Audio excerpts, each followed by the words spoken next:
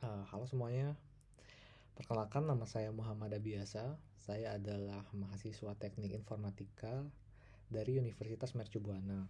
Pada kali ini saya akan menjelaskan tentang kalkulus dasar.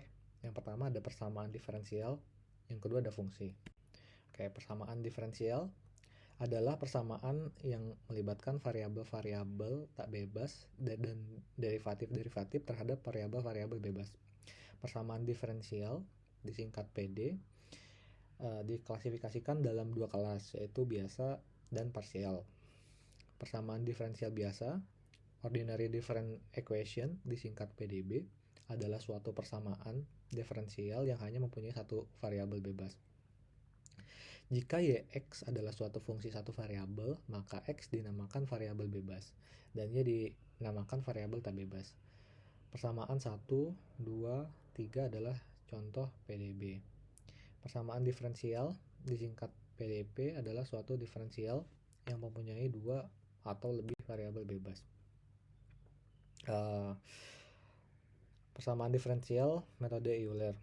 Metode Euler adalah metode orde pertama yang berarti bahwa kesalahan lokal atau kesalahan pelangkah sebanding dengan kuadrat urutan langkah dan kesalahan global atau kesalahan pada waktu tertentu. Metode ini merupakan metode yang paling sederhana dan diturunkan oleh Derek Taylor. Tujuan metode Euler adalah untuk mengetahui dengan baik pendekatan nilai integrasi persamaan dengan penyelesaian numerik. Berikut adalah contoh soal menggunakan metode Euler.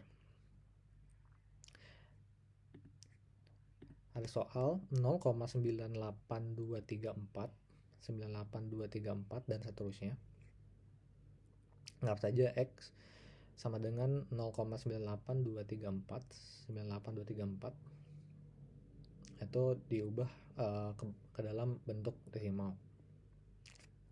Kita akan majukan angka di belakang koma sampai menjadi 98,234 dikali 100.000 dikurangi X sama dengan 98.234,98234 dikurangi X, maka sama dengan 98.234. Maka X dalam bentuk desimal adalah 98.234 per 99.999. Oke. Soal nomor 2, 0,452452 sekian diubah ke desimal menggunakan metode Euler. Anggap saja angka tersebut X, maka 1000X sama dengan 452,452452 sekian. Maka 1000X dikurangi X atau 999X sama dengan 452. Maka X adalah 452 dibagi 999X. Selanjutnya ada fungsi. Definisi fungsi. Fungsi f didefinisikan sebagai aturan yang memadankan setiap elemen X dalam himpunan A secara tepat satu elemen, yang disebut fx dalam himpunan B.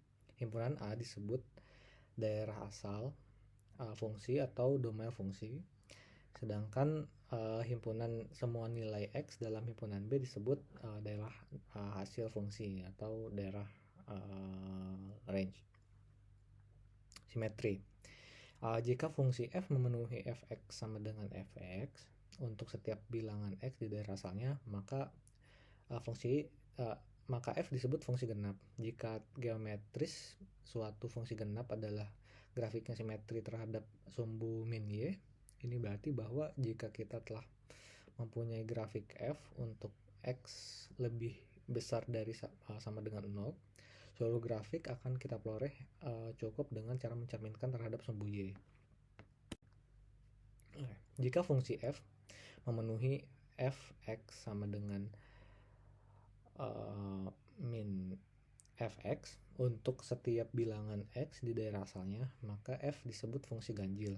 Ciri geometris suatu fungsi ganjil adalah grafiknya simetri dengan terhadap titik asal. Ini berarti bahwa jika kita telah mempunyai grafik untuk x lebih besar daripada 0, seluruh grafik akan kita peroleh cukup dengan cara memutar sebesar 180 derajat terhadap titik asal. Nah, berikut adalah contoh soal fungsi. Tentukanlah apakah fungsi berikut adalah fungsi genap, ganjil, atau bukan keduanya. Yang pertama, soal pertama, fx sama dengan x pangkat 6 ditambah 3x pangkat 2. Kita untuk menyelesaikan soal ini kita perlu mensubstitusikan terlebih dahulu. F min x sama dengan x min x pangkat 6 plus 3 min x pangkat 2. Kita terapin kaidah hasil ke min x, maka hasilnya min 1 pangkat 6 x pangkat 6 plus 3 min x pangkat 2.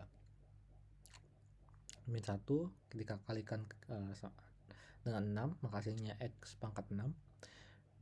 Min 1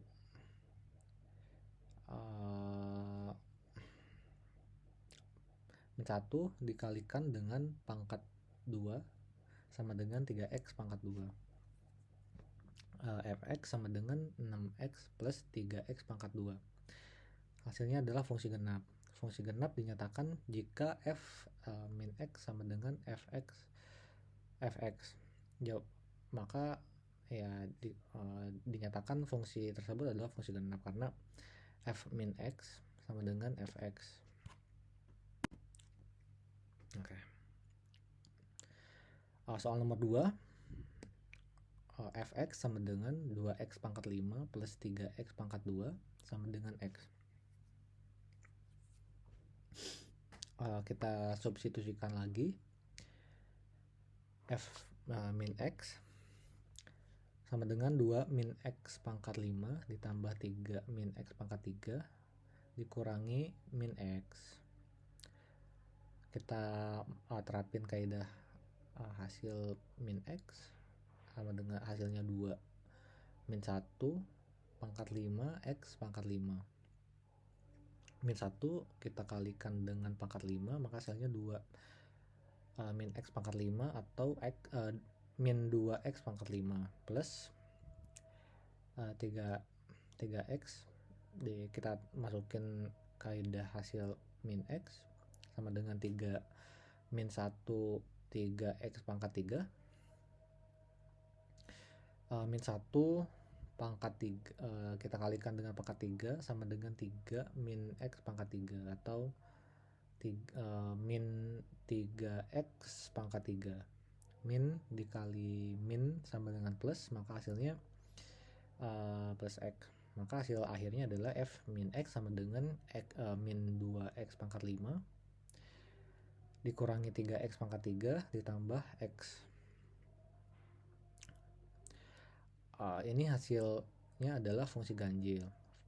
Kenapa? Karena jika fungsi genap itu dinyatakan ketika f min x sama dengan fx. Karena tidak sama, maka fungsinya adalah fungsi ganjil. Atau fungsi ganjil dinyatakan ketika f min x-nya sama dengan min fx. Itu adalah soal terakhir kita pada hari ini.